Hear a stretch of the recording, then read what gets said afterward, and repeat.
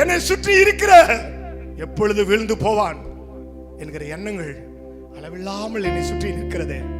நான் எப்படி நடக்க முடியும்? ஒவ்வொரு அடி எடுத்து வைத்தாலும் எனக்கு கீழாய் நெருப்புகளையும் கண்ணிகளையும் வலைகளையும் போடுகிறார்கள். ஆனா யோபு சொல்றான், யோபு பக்தன் சொல்றான், எனக்கு ஒரு ஆண்டவரை தெரியும், எனக்கு ஒரு தெய்வத்தை தெரியும். அந்த தெய்வம் என்னை அழைத்தவர், அவர் உண்மை உள்ளவர், அவர் சகலவற்றையும் எனக்கு நன்மையாய் செய்து முடிப்பார்.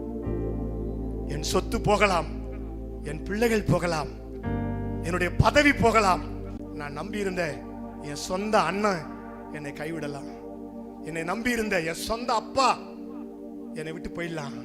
ஆனா எனக்கு ஒரு அப்பா இருக்காரு, ஏசப்பா என்னை கைவிடவே மாட்டார். யாராவது இங்க அந்த மாதிரி இருந்தீங்கன்னா உங்க பக்கத்துல வந்து கர்த்தர் சொல்றாரு, மகளே பயப்படாத, வெக்கப்பட்டுருவேன் நினைக்கிறியா? உன் முகம் வெக்கப்பட்டு போகாது, உன் முகம் வெக்கப்பட்டு போகாது. இதெல்லாம் ஒரு பயிற்சி, இதெல்லாம் அடுத்த நிலைக்கு போக உனக்கு ஒரு பயிற்சி தான். கர்த்தர் கட்டாயம் உன்னை உயர்த்துவார். ஆண்டவர் எழுதி வைத்து உன்னை ஆசீர்வதிப்பார்.